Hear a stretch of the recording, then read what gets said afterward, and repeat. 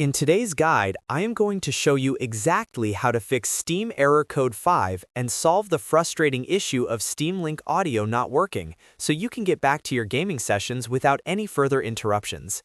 Error Code 5 is a common issue that often points to corrupted files or configuration problems within the Steam application itself, and while it might seem complicated to fix, the solution is actually quite straightforward if you follow these specific steps. This method works perfectly for anyone seeing the Error Code 5 message or experiencing a complete loss of sound when using Steam Link for remote play. This fix will help you refresh your local files and ensure that the Steam service is communicating correctly with your hardware.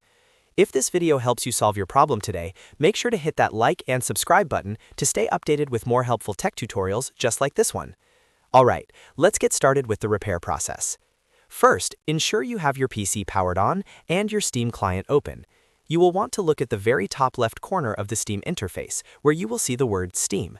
Click on it to open the primary drop-down menu, and then select Settings from the list. This will open up a large window with various categories on the left-hand side. From this vertical navigation list, search for and open the Download section. Within the Download submenu, you need to scroll down slightly until you find a button that says Clear Download Cache. This is the magic button that clears out temporary files and configuration data that often cause Error Code 5. When you click this, Steam will show a warning message telling you that this will log you out of Steam and restart the application. Go ahead and confirm the action.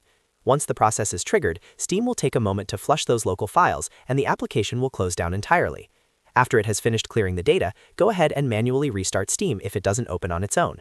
You will need to log back in with your username and password since the cache clearance resets your login session.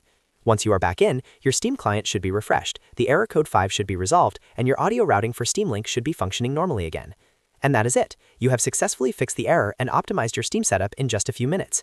If this video helped you get back to your games, make sure to hit that like and subscribe button. Thanks for watching.